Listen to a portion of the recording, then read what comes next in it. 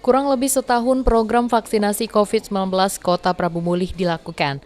Telah terdata 85% lebih warga menerima suntikan vaksin COVID-19, baik tahap 1 maupun tahap 2. Keberhasilan vaksin hingga melampaui target ini tak lepas dari dukungan semua pihak, serta kerjasama yang baik dengan Polres Prabu Mulih.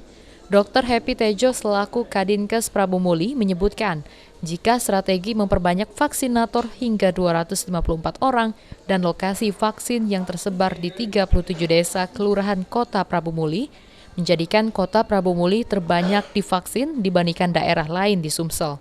Dengan capaian tersebut, kini pemerintah kota mulai mempersiapkan vaksin anak-anak 6-11 tahun.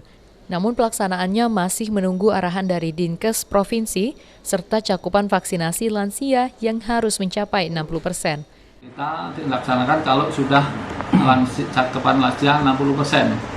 Nah, kita ini masih kurang mencapai baru 57,99, jadi kurang 2%,01 ya.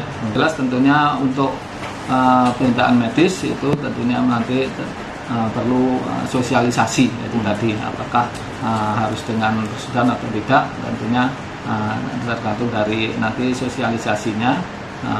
Secara umum kalau dewasa itu persetujuan, kalau anak tentunya ini orang tua ya, orang tua. Dari data Dinas Pendidikan Kota Prabu Mulih, jumlah anak dengan rentang usia 6-11 tahun mencapai 22.100 anak.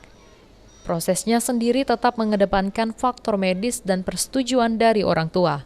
Beni Firdaus, PAL TV.